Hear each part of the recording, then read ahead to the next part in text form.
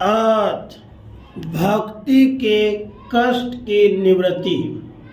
नारद जी कहते हैं, अब मैं भक्ति, ज्ञान और वैराग्य को स्थापित करने के लिए प्रयत्न पूर्वक श्री सुखदेव जी के कहे हुए भागवत शास्त्र की कथा द्वारा उज्जवल ज्ञान यज्ञ करूंगा।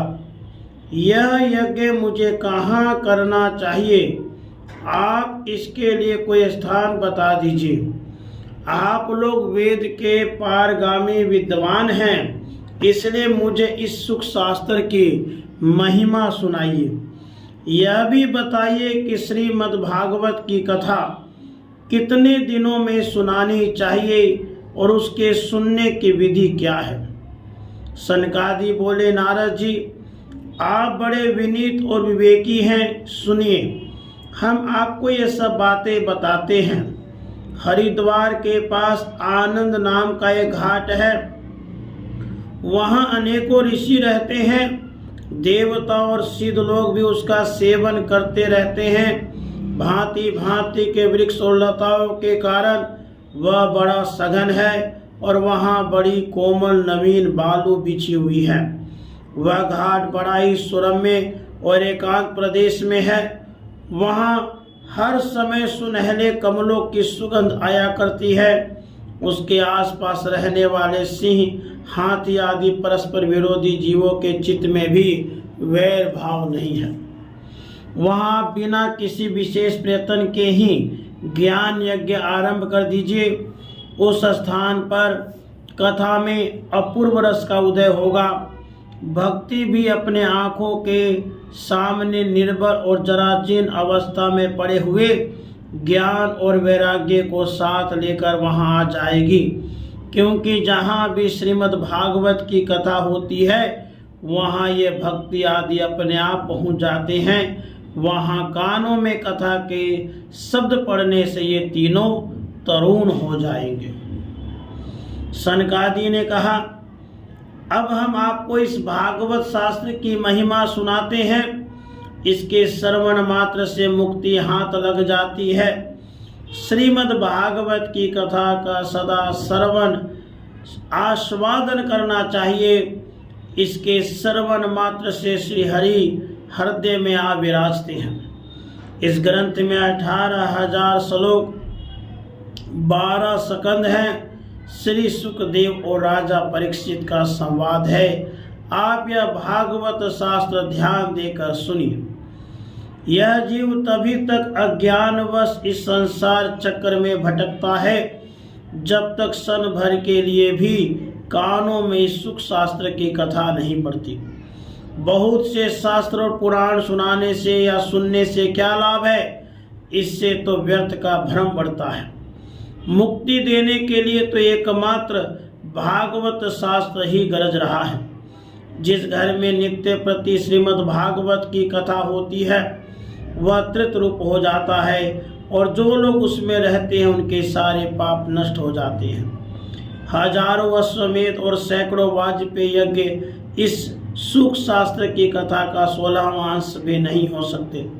तपोधनों, जब तक लोग अच्छी तरह श्रीमद् भागवत का श्रवण नहीं करते तभी तक उनके शरीर में पाप निवास करते हैं। शौनक जी ने पूछा, सूत जी, यह तो आपने बड़े आश्चर्य की बात कही।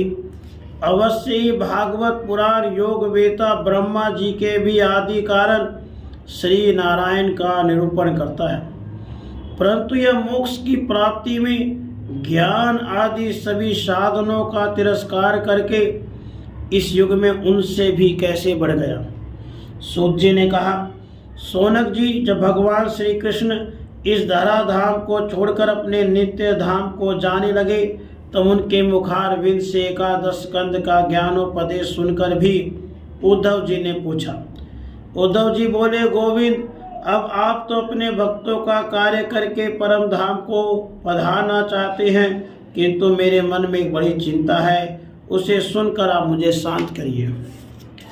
अब घोर कलिकाल आया ही समझिए, इसलिए संसार में फिर अनेकों कष्ट, अनेकों दुष्ट प्रकट हो जाएंगे।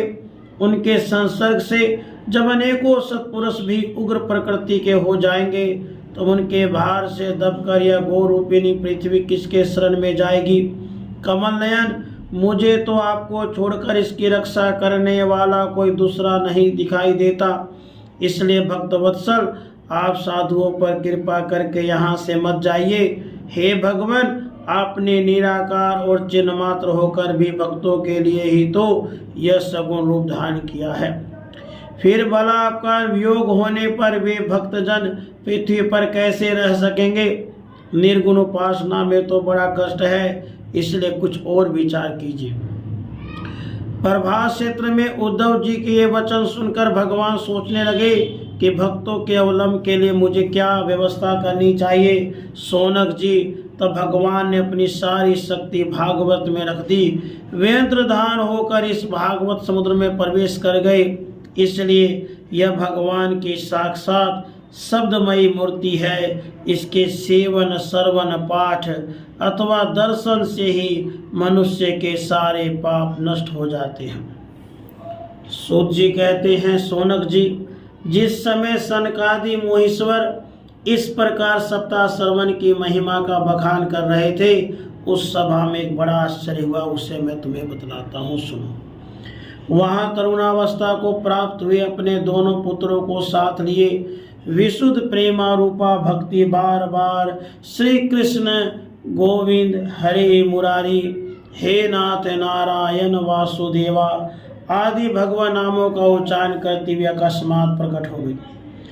सभी सदस्यों ने देखा कि परम सुंदरी भक्ति रानी भागवत के अर्थों का आभूषण पहने वहां पधारी। मुनियों की सभा में सभी तर्क वितर्क करने लगे कि यह कहाँ से आई, कैसे प्रविष्ट हुई।